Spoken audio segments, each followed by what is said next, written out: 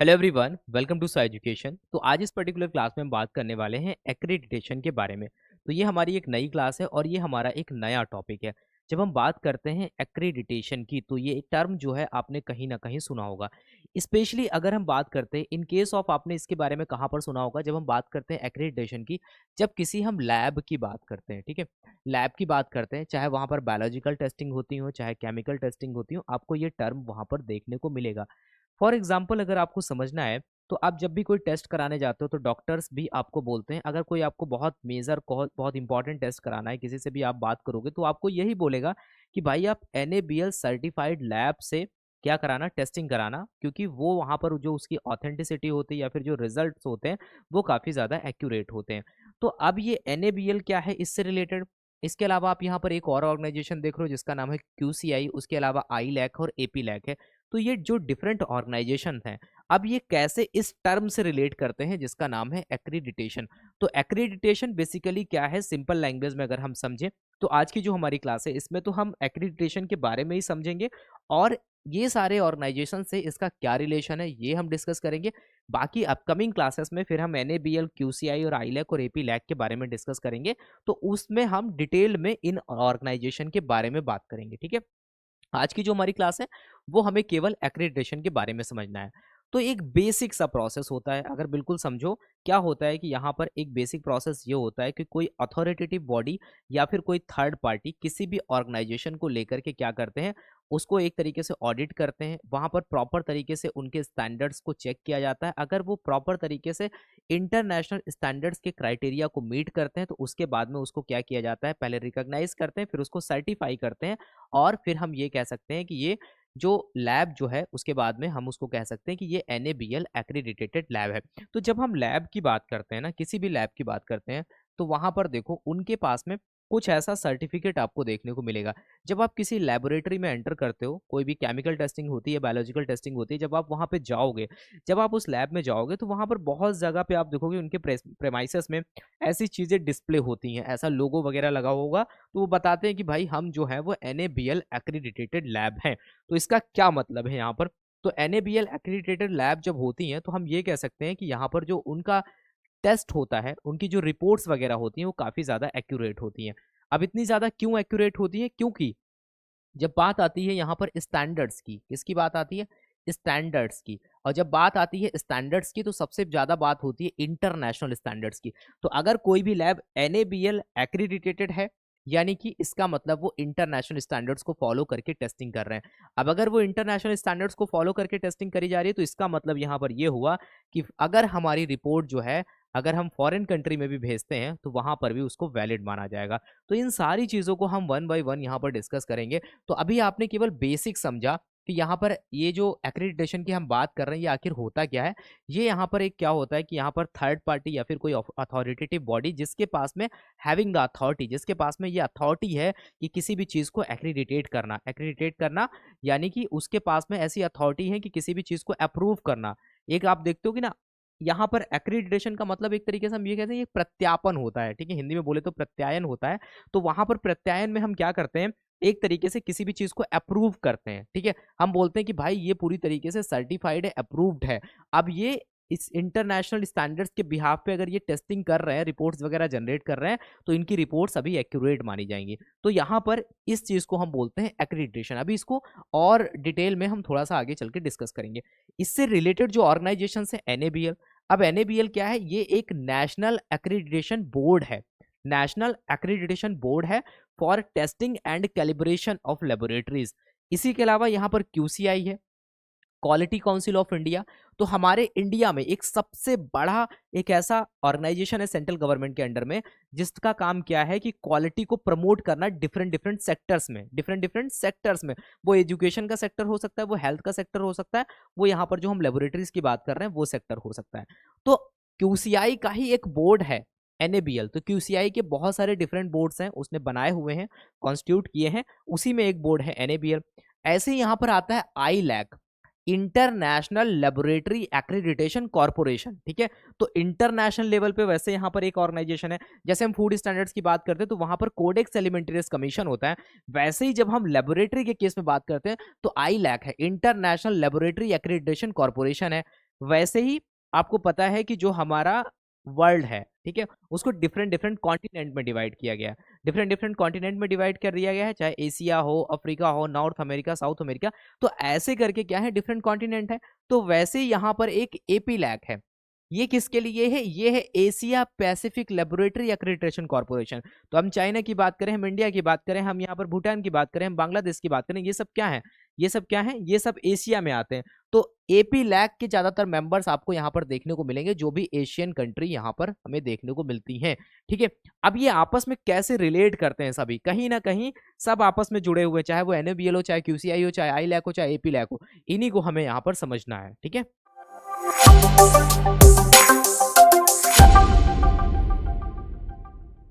अभी भी आपके मन में एक क्वेश्चन आता होगा कि अभी भी आपको क्लियरली समझ में नहीं आया कि एक्रेडिटेशन है क्या। आएगा, अभी थोड़ी देर में आपको समझ में आएगा। तो यहाँ पर अगर हम ऑफिशियली देखें, तो ऑफिशियली अगर हम देखें तो इसको क्या प्रोसेस बताया जाता है, क्या डिफिनीशंस हो सकती है, कि बोल रहे हैं कि एक्रेडिटेशन इज द प्रोसेस। ये समझो कि एक्रेडिटेशन क्या है, एक प्रोसेस है। सबसे पहली बात क्या है, ये एक प्रोसेस है। Process of the officially recognising और सर्टिफाइंग, दो टर्म्स है। ऑफिशियली किसी भी हम लेबोरेटरी को, किसी भी ऑर्गेनाइजेशन को, किसी भी इंस्टीट्यूट को क्या कर रहे हैं, रिकॉग्नाइज कर रहे हैं, और उसके बाद में हम सर्टिफाई कर रहे हैं दैट एन ऑर्गेनाइजेशन, इंस्टीट्यूशन और programme meets specific standards of quality, specific standards of quality and competence. तो यहाँ पर दो चीजें बहुत इंपॉर्टेंट आई कि हम ये क्या देखते हैं, ये जो बॉडीज होती हैं, अथॉरिटेटिव बॉडीज जो होती हैं, जो यहाँ पर एक्रेडिटेशन का प्रोसेस करती हैं, वो यहाँ पर क्या देखती हैं किसी भी इंस्टीट्यूट को लेकर, वो ये देखते हैं कि वो स्पेसिफिक स्टैंडर्ड्स क्राइटेरिया को मीट कर रहे हैं या नहीं कर रहे हैं। स्टैंडर्ड क्राइटेरिया को मीट करने का मतलब ये है कि किसी भी टेस्ट को परफॉर्म करने का जो एक तरीका होता है, एक जो प्रोसेस होता है, उसको कैसे आप कर रहे हो या फिर नहीं कर रहे हो, यानी कि इंटरनेशनल लेवल पे जो प्रोसेस बनाया गया है, कितना आपको सब्सटेंस यूज करना है, कितना सैंपल लेना, कौन सा इंस्ट्रूमेंट यूज करना है, क्या टेम्परेचर, क्या बहुत सारी चीजें होती हैं। तो उन स्टैंडर्ड्स को फॉलो कर रहे हो या फिर नहीं कर रहे हो, एक तो ये चीज है। दूसरी चीज यहाँ पर देखते हैं कि कॉम्पिटेंस है या फिर नहीं है, यानी कि अपने नॉलेज और अपनी स्किल को यूज करके बढ़िया रिजल्ट को जनरेट करना, यानी कि ऑथेंटिक रिजल्ट को जनरेट कर पाना ही होता है कॉम्पिटेंस। तो ये सारी चीजें अगर है पॉसिबली, तो हम क्या करते हैं, इन सारी चीजों को हम आगे लेकर के चलते हैं। और ये जनरली होता कैसे है, ये एक एक्सटर्नल बॉडी के थ्रू किया जाता है।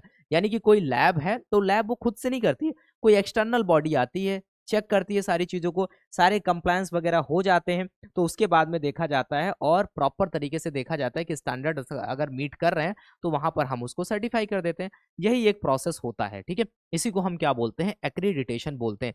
जब बात आती है स्पेशली लेबोरेटरी एक्रीडिटेशन की, तो ये क्या होता है, is a procedure by which N authoritative body, authoritative body का मतलब ये है कोई ऐसी बॉडी, कोई ऐसा ऑर्गेनाइजेशन जिसके पास में क्या है, हैविंग द अथॉरिटी, उसके पास में किसी भी चीज को एक्रीडिटेट करने की क्या है, अथॉरिटी है। तो अथॉरिटी किसके पास में है, अपने इंडिया में किसके पास में, इन केस ऑफ लेबोरेटरी की बात करते हैं, NABL, national accreditation board for testing and calibration laboratories. तो इसके पास में क्या है, अथॉरिटी है। तो ये अथॉरिटेटिव बॉडी क्या करेगा, गिव्स फॉर्मल रिकॉग्निशन देगा of the technical competence for the specific test measurement based on the third party assessment and following international standard. इन सारी चीजों को देखेगा और उसके बाद में उसको क्या करेगा, अप्रूव कर देगा। और फिर हम ये कह सकते हैं कि वो जो लैब होगी, वो कोई भी लैब होगी, अब हम उसको क्या बोलेंगे, अब वो क्या है, एक्रीडिटेटेड लैब है। तो अभी आपको समझ में आया होगा कि ये एक्रीडिटेशन होता क्या है, बहुत इंपॉर्टेंट है, इसका एडवांटेज बहुत ज्यादा है, इसके बेनिफिट्स बहुत ज्यादा हैं, इसी वजह से इसको यहाँ पर देखने को मिलता है। अब व्हाट इज एक्रीडिटेशन की अगर हम बात करें, पहली बात तो यहाँ पर ये थर्ड पार्टी के थ्रू होता है, इतनी बात आपको ध्यान रखनी है। अब उस थर्ड पार्टी में कौन है, एनएबीएल है, national accreditation board for testing and calibration laboratories, ठीक है। तो एनएबीएल आ जाएगा। अब यहाँ पर ये बात आपको ध्यान रखनी है, जब हम बात कर रहे थे ना, यहाँ पर फॉर्मल रिकॉग्निशन होता है और हम चेक करते हैं कि कॉम्पिटेंस है या नहीं, ability to apply knowledge and skill and achieve intended result, यानी कि कोई भी लेबोरेटरी अपने नॉलेज का यूज करके, ठीक है, एंड अपनी स्किल्स का यूज करके जो भी रिजल्ट रिक्वायर्ड है, अगर उसको अचीव कर पा रहे हैं, तो इसका मतलब वो कैपेबल है, कॉम्पिटेंस है वहां पर, ठीक है। फिर बात आती है लेबोरेटरी की ऑर्गेनाइजेशन, जैसे कि टेस्टिंग लेबोरेटरी यहाँ पर आ जाएगा। इसके अलावा स्पेसिफिक टास्क भी होते हैं, जैसे टेंसाइल टेस्टिंग, अल्ट्रासोनिक टेस्टिंग, ये सब भी कुछ स्पेसिफिक यहाँ पर टास्क आपको देखने को मिल जाएंगे, ठीक है। इतनी बात आपको यहाँ पर समझ में आई। अभी भी आपके सामने आ सकता है कि ये वाई एक्रीडिटेशन इज रिक्वायर्ड, आखिर इतनी सारी चीजें हो गई, लेकिन अभी भी थोड़ा सा अगर आपको ये नहीं समझ में आया कि इसकी जरूरत क्या है, अभी तो आपने प्रोसेस देखा, अब इसकी जरूरत क्या है। तो एक्रेडिटेशन क्या करता है, एक प्रोवाइड करता है एक फॉर्मल रिकॉग्निशन ऑफ कॉम्पिटेंट सीएबीज।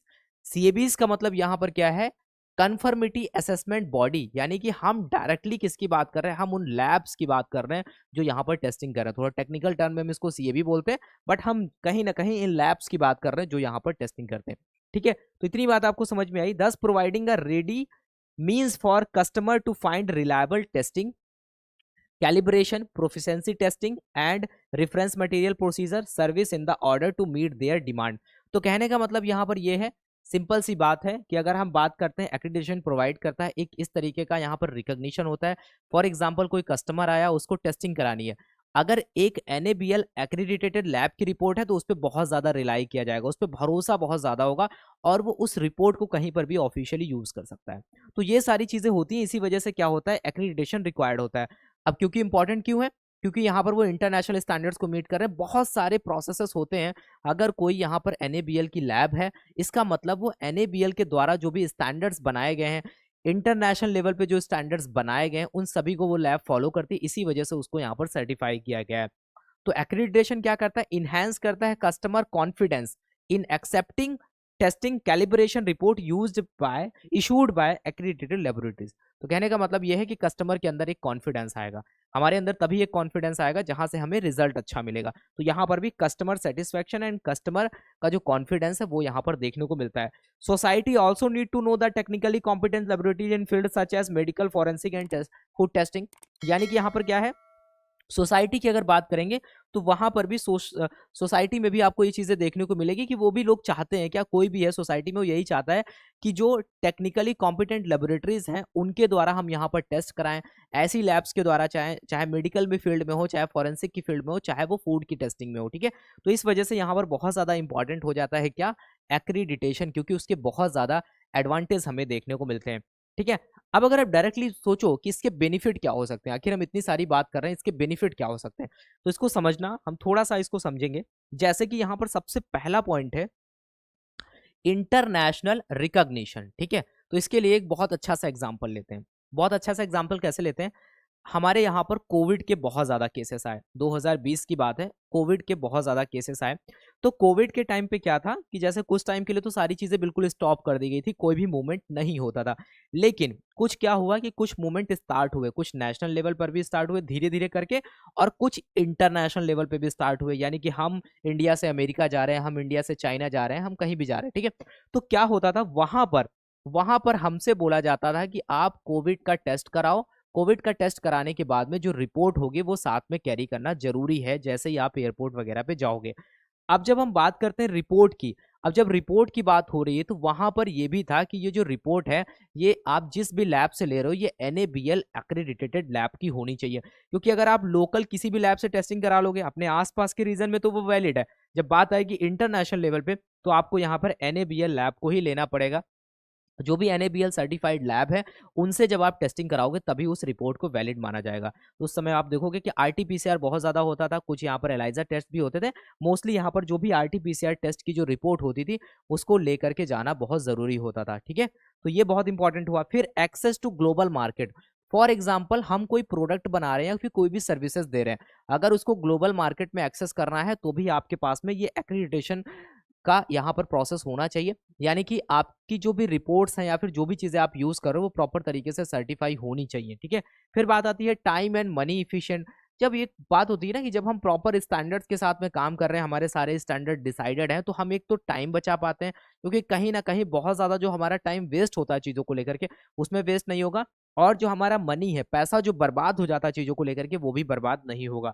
दूसरी बात यहाँ पर enhance customer confidence and satisfaction, इसके बारे में हमने देखा स्टार्टिंग में ही कि जो कस्टमर है भाई उसको भी तो है कि वो जो रिपोर्ट ले रहा है, जो भी टेस्टिंग करा रहा है, उसके पास में जो रिपोर्ट आ रही है उसकी उसकी वैल्यू बहुत ज़्यादा है, यानी कि वैल्यू इन द सेंस कि हम देखें कि अगर हम उसको कहीं पर भी यूज़ करते हैं तो उसको वहाँ पर यह सही माना जाएगा। ठीक है, as compare to non accredited lab की जो रिपोर्ट होगी। तो यहाँ पर क्या है कि इनहेंस कस्टमर कॉन्फिडेंस और सेटिस्फेक्शन भी देखने को मिलेगा।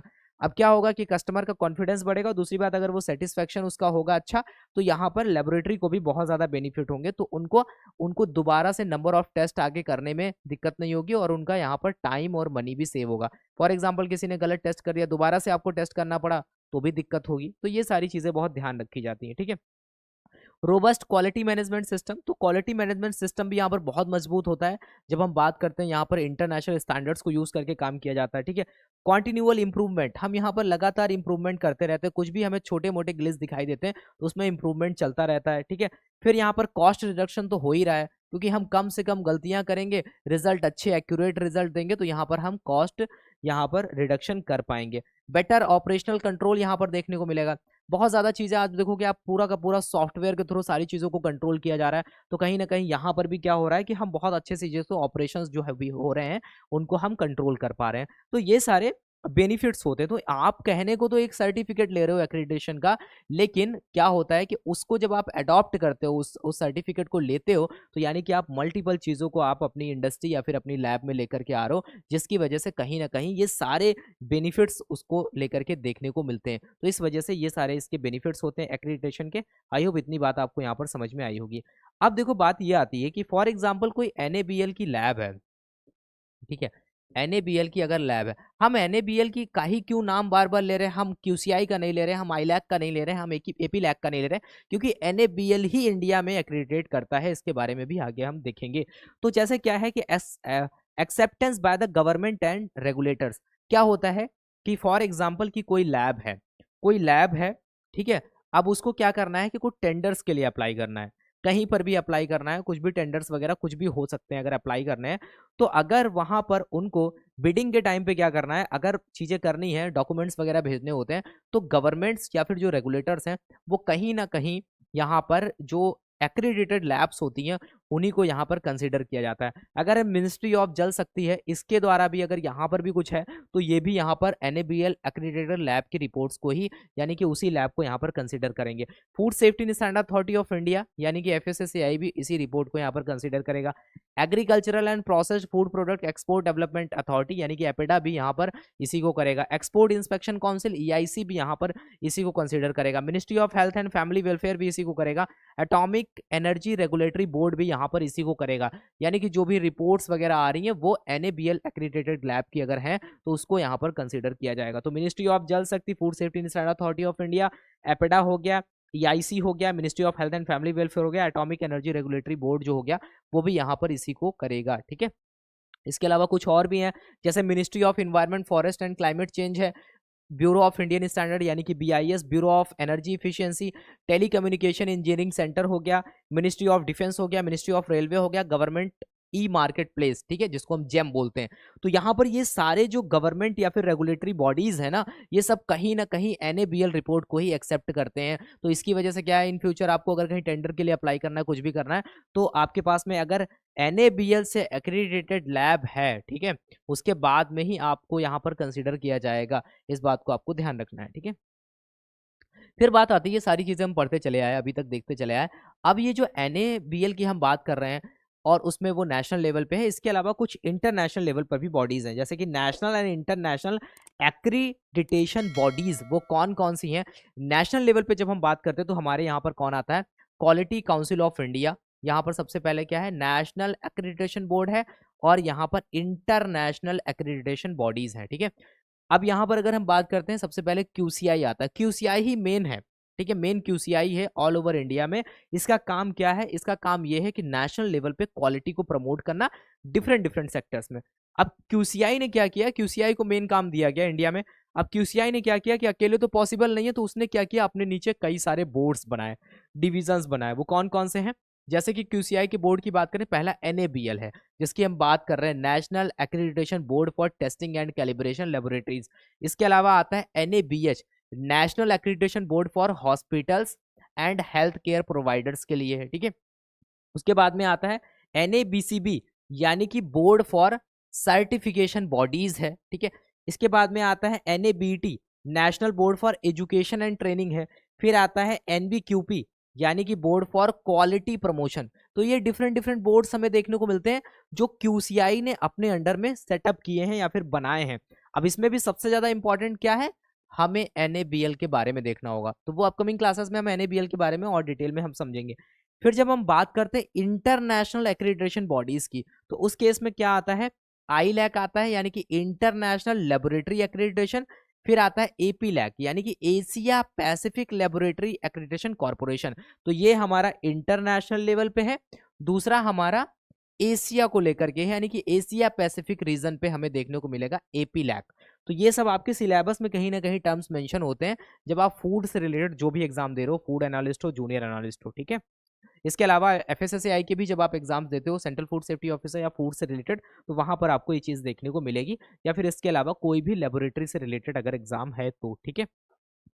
फिर बात आती है NABL की। अगर हम देख रहे हैं तो यहाँ पर ये और क्या बोल रहे हैं, एक्रेडिटेशन बॉडीज जैसे कि NABL, QCI, ILAC, APLAC, ये क्या करते हैं, ये क्रूशियल रोल प्ले करते हैं किसमें, ensuring the competence, impartiality and performance of testing and calibration laboratories. तो इन सारे पॉइंट्स को लेकर के बहुत इंपॉर्टेंट रोल प्ले करते हैं, क्योंकि अगर ये नहीं होंगे तो आप देख रहे हो जो सारे हमने पीछे बेनिफिट्स देखे वो कहीं ना कहीं वो सारे बेनिफिट्स भी आपको देखने को नहीं मिलेंगे, ठीक है।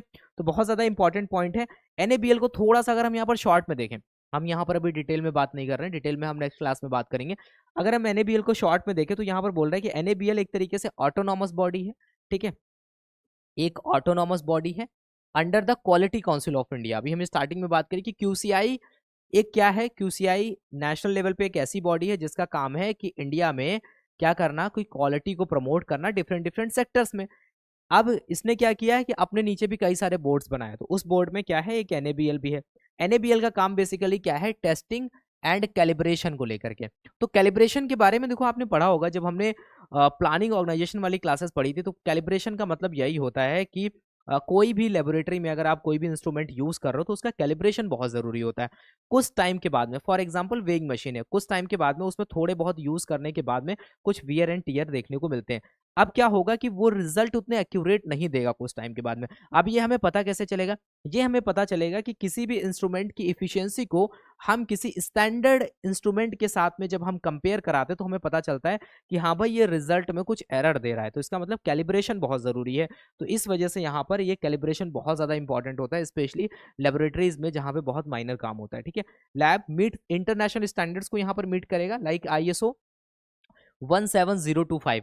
तो जब भी आप बात करोगे लेबोरेटरी की, तो लेबोरेटरी के केस में एक इंटरनेशनल लेवल पे यहाँ पर एक ISO आपको देखने को मिलेगा, इंटरनेशनल ऑर्गेनाइजेशन फॉर स्टैंडर्डाइजेशन की तरफ से ISO 17025। तो ISO 17025 में आपको यहाँ पर इंटरनेशनल स्टैंडर्ड्स के बारे में बताया गया, स्पेशली लेबोरेटरीज को लेकर के यहाँ पर बात करी गई है, ठीक है।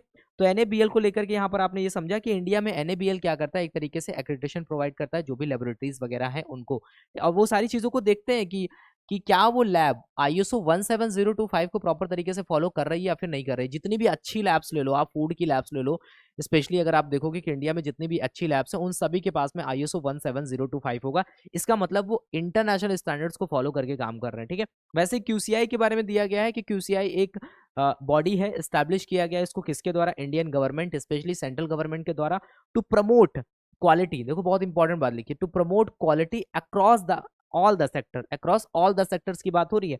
It overseas the work of NABL, ये NABL के वर्क को देखते हैं कि वो प्रॉपर तरीके से कैसे काम कर रहा है। एंड अदर एक्रेडिटेशन बॉडीज जैसे कि NABH for hospitals, NABET for education, तो इनको भी यहाँ पर ओवरसी करता है, मतलब निगरानी रखते हैं, मॉनिटर करते हैं कैसे ये काम कर रहे हैं। तो QCI का काम क्या है, ensure that the quality standard are upheld in various sector through accreditation and quality promotion programmes, ठीक है। तो उसको प्रॉपर तरीके से देखना होता है कि हाँ भाई सही से काम सब चल रहा है या नहीं चल रहा है। फिर यहां पर आता है हमारे सामने ILAC, international laboratory accreditation corporation. नाम से लग रहा है तो ये इंटरनेशनल लेवल पे काम करेगा। जैसे कि ILAC is a global organisation, ये ग्लोबल लेवल पे है। NABL नेशनल लेवल पे है, QCI नेशनल लेवल पे है इंडिया में, और ये ग्लोबल लेवल पे है। That oversee the mutual recognition of accredited laboratories and inspection bodies. अब क्या है कि जैसे ये QCI का काम है या फिर NABL का काम है, इन सारी चीजों को एक तरीके से कौन देखता है, ये देखता है ILAC देखता है। इनके अलावा डिफरेंट डिफरेंट कंट्रीज के भी जो है उनको भी वहां पर देखता है, क्योंकि ये इंटरनेशनल लेवल पे है। तो NABL is the member of ILAC। तो NABL क्या है, ILAC का मेंबर है। सबसे इंपॉर्टेंट बात यहां पर यही समझना। अब NABL आया जो हमारे इंडिया में एक तरीके से एक्रेडिटेशन बॉडीज है। अब ये NABL किसका मेंबर है, ILAC का मेंबर है। तो NABL is the member of ILAC, meaning that the lab accredited by the NABL internationally recognised in other ILAC members. यानी कहने का मतलब है अगर कोई भी लैब NABL से एक्रीडिटेटेड है, ठीक है, उसके द्वारा सर्टिफाई करी गई है, तो इसका मतलब उसको इंटरनेशनल लेवल पे भी रिकॉग्नाइज किया जाएगा, क्योंकि NABL आईलैक का मेंबर है। तो NABL ने जिन लैब्स को रिकॉग्नाइज किया, उन लैब्स की रिपोर्ट को या फिर लैब्स को भी इंटरनेशनल लेवल पे रिकॉग्नाइज किया जाएगा, ठीक है। तो ये बात बहुत ज्यादा इंपॉर्टेंट है। इसी तरीके से बात आती है एपी लैक की, Asia Pacific laboratory accreditation corporation. तो एपी लैक के बारे में बहुत इंपॉर्टेंट बात है, ये ध्यान रखना। तो अभी क्या है कि कहीं कहीं पर आपको एपी लैक देखने को मिलेगा, कहीं कहीं पर आपको एपैक देखने को मिलेगा, दोनों में डिफरेंस समझना। तो एपी लैक क्या है, एशिया पैसिफिक रीजन पर एक ऑर्गेनाइजेशन है। तो APLAC was a regional corporation of the accreditation bodies in the Asia Pacific region working under the broader ILAC framework. अब इंटरनेशनल लेवल पे क्या है, आईलैक है, तो आईलैक के ही अंडर में कौन आएगा, एपी लैक आएगा, क्योंकि आईलैक इसके ऊपर भी यहाँ पर ओवरसीज करके सारी चीजों को मॉनिटर करता है, ठीक है। तो यहाँ पर क्या चीजें होती हैं, इट हैज सीन्स मर्ज, पहले ये नहीं था, पहले क्या हुआ, उसके बाद में क्या हुआ, ये मर्ज हो गया विद पैक, यानी कि जिसकी हम बात कर रहे हैं यहाँ पर एपी लैक की, ये मर्ज हो गया किसके साथ में, पैक के साथ में, पैसिफिक एक्रेडिटेशन कॉर्पोरेशन के साथ में क्या हुआ, मर्ज हुआ। और इसके बाद में इसने क्या बनाया, ए पैक बनाया, एशिया पैसिफिक एक्रेडिटेशन कॉर्पोरेशन बनाया इन 2019 में बनाया। तो इंपॉर्टेंट है, ये चीज आपको ध्यान रखनी है। फिर NABL also is the signatory to the APAC mutual recognition arrangement, MRA का यहाँ पर हिस्सा बन जाएगा। तो म्यूचुअल रिकॉग्निशन हुआ, यानी कि यहां पर आप देखो तो म्यूचुअल रिकॉग्निशन जब भी होगा, which means the NABL accredited जो लैब होगी वो यहां पर क्या होगा, recognise by the APAC member countries. यानी कि एपैक जो एशिया पैसिफिक है, इसके जो मेंबर्स होंगे, मेंबर्स कौन होते हैं, कंट्रीज होती हैं। यहाँ पर जैसे एशिया की बात करें, इंडिया है, चाइना है, ऐसे जो भी एशियन कंट्रीज होंगी वो इसके मेंबर होंगे। यानी कहने का मतलब है NABL भी इसका मेंबर है। अब NABL को यहाँ पर क्या करेंगे, सारे कंट्रीज भी उसको रिकॉग्नाइज करेंगे। तो ये इंपॉर्टेंट बात है। उसके बाद में थोड़ी चीजें शॉर्ट में यहाँ पर क्या बताने की कोशिश हो रही है कि NABL ऑपरेट करता है QCI के अंडर में। आईलैक एंड एपीलैक जो हम अभी क्या है, एपैक है, प्रोवाइड इंटरनेशनल फ्रेमवर्क, ठीक है। यहाँ पर किसकी बात आ रही है, इंटरनेशनल फ्रेमवर्क, आईलैक और कौन, एपीलैक, ठीक है। That ensure the mutual recognition अगर होगा of NABL accredited labs across the world. तो म्यूचुअल रिकॉग्निशन अगर होगा तो सारे मेंबर एक दूसरे को रिकॉग्नाइज करेंगे, जो भी उसके मेंबर होंगे। NABL membership in ILAC or APLAC, APAC ensure that its accredited labs are globally recognized, ensuring consistency and reliability test and the calibration result internationally। तो कहने का मतलब ये है कि NABL की जो मेंबरशिप है वो क्या है, इन ILAC और APAC एक तरीके से क्या करता है, जो भी एक्रेडिटेड लैब्स होंगी उनको ग्लोबली रिकॉग्नाइज किया जाएगा। यही रीजन है कि अगर हम इंडिया से बाहर कंट्री में जा रहे हैं तो उस टाइम पे जो रिपोर्ट्स हैं वो NABL की रिपोर्ट्स को बहुत ज़्यादा वैलिड माना जाता है। तो ये सारी चीज़ें आई होप आपको यहाँ पर समझ में आई। तो जो भी हमने आज की क्लास में समझा, NABL के बारे में थोड़ा बहुत हमने देखा, ये क्लास थी एक्रेडिटेशन के बारे में, ठीक है। अब जब हम बात करते हैं QCI के बारे में, हम NABL के बारे में, तो उनका थोड़ा सा स्ट्रक्चर देखते हैं कि भाई उनका प्रॉपर फंक्शन क्या है, वो काम कैसे करते हैं। तो ये हम एक डिफरेंट क्लास में डील करेंगे। आज की क्लास में हमने यही पढ़ा कि एक्रेडिटेशन होता क्या है। आई होप आप सभी लोगों को ये सारी चीज़ें समझ में आई होंगी। अगर कुछ डाउट्स होते हैं तो आप पूछ सकते हो। तब तक के लिए thank you, have a nice day, मिलते हैं नेक्स्ट क्लास में।